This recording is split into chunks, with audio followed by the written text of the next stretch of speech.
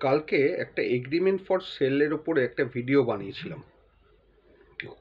অনেকেই ইনবক্সে লিখেছেন যে তারা কিছু বুঝতে পারছেন না কি ব্যাপারটা হয়েছে, কারণ অনেকেই এগ্রিমেন্ট ফর সেল করে বসে আছেন, জমিটা বা ফ্ল্যাট বা বাড়ি রেজিস্ট্রি করার নেই, স্ট্যাম্প ডিউটি দেওয়ার ভয়।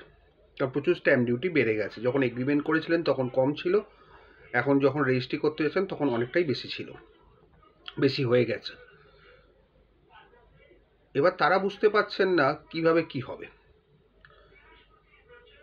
আপনাদের বলে দিই যে এগ্রিমেন্ট ফর সেল কোনো টাইটেলের ডকুমেন্ট নয়, পজেশনেরও ডকুমেন্ট নয়, শুধুমাত্র একটা কন্ট্রাক্ট যে আপনি প্রপার্টিটা কিনছেন, টাকা কমপ্লিট হয়ে গেলে প্রপার্টিটা রেজিস্ট্রি করাবেন, তার বেশি কিছু নয়।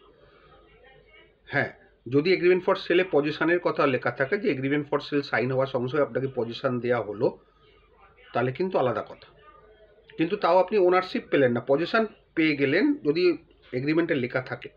আর এগ্রিমেন্টে যদি কিছু না লেখা থাকে পজেশন সম্বন্ধে, এগ্রিমেন্ট পেয়ে গেলেন, পেয়ে কোনো রকমে আপনি ধরুন ঢুকেও গেলেন, আপনাকে অ্যালাউ করলো প্রমোটার বা ভেন্ডার, এবং আপনি ফাইনাল ডিডটা রেজিস্ট্রি করালেন না, বসেই আছেন 3 বছর 4 বছর 5 বছর, রেজিস্ট্রি করানোর নাম নেই।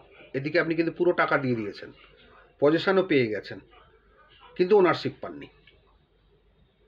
সেক্ষেত্রে যিনি বেচেছেন আপনাকে, মানে এগ্রিমেন্ট ফর সেল করেছেন, পুরো টাকাও নিয়ে নিয়েছেন, কিন্তু দলিলটা রেজিস্ট্রি করে দেননি বা আপনিও নেননি, সেক্ষেত্রে তিনি পরবর্তীকালে আপনার এগেনস্টে এভিকশনের মামলা করতে পারেন, যে আপনার পজিশনটা ছাড়ার জন্যে।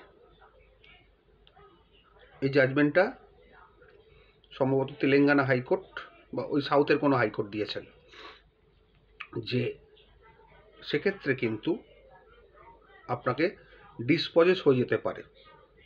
শুধুমাত্র এগ্রিমেন্টের ভিত্তি করে আপনি টাইটেল বা পজিশন কোনোটাই ক্লেম করতে পারেন না, এটা কিন্তু মাথায় রাখবেন। ইভেন যার সঙ্গে এগ্রিমেন্ট ফর সেল করেছেন, ধরুন তিনি মারা গেলেন, দলিলটা রেজিস্ট্রি হলো না, তার আগেই তিনি মারা গেলেন, তার ছেলে মেয়ের বা ইয়ার্সরা কিন্তু আপনার ওপরে এভিকশনের মামলা করতেই পারেন পজিশনটা ছাড়াবার জন্য। এবং তখনও যদি আপনি রেজিস্ট্রি না করেন, তাহলে কিন্তু মামলায় আপনি হেরে যাবেন, যতই আপনি পজিশনে থাকুন না কেন। হ্যাঁ, আপনাদের ডিফেন্স হচ্ছে, সে যদি মামলা করে সেই সময় আপনি বলতে পারেন বা চিঠি দিতে পারেন যে আমাকে রেজিস্ট্রি করে দিন, আমি রেজিস্ট্রি করতে রাজি আছি। তখন যদি ওরা রেজিস্ট্রি না করে, তখন কিন্তু ওরা আপনাকে তুলতেও পারবে না, দুটো রিলিফ একসঙ্গে ওরা পাবে না। কিন্তু আপনাকে রেজিস্ট্রিটা করে নিতে হবে এবং দরকার হলে specific performance of that agreement মামলা করতে হবে। ওনাদের মামলার মধ্যেই আপনি কাউন্টার ক্লেম করবেন, তাহলে কিন্তু আপনার পক্ষে সুবিধে হবে।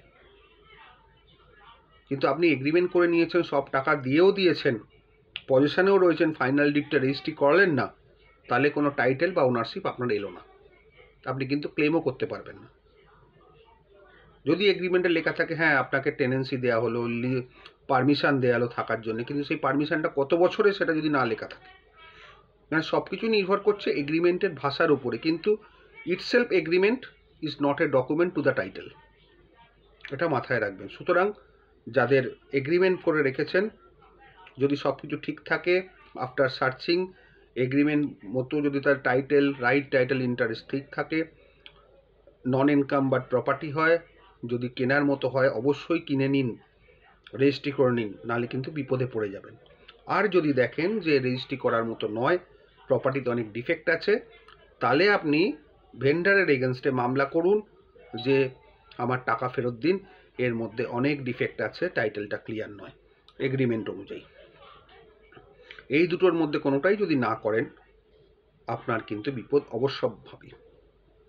ভেন্ডর মারা গেলে তার ইয়ার্সও আপনার এগেনস্টে মামলা করতে পারে। আশা করি আজকে ক্লিয়ার করাতে পারলাম।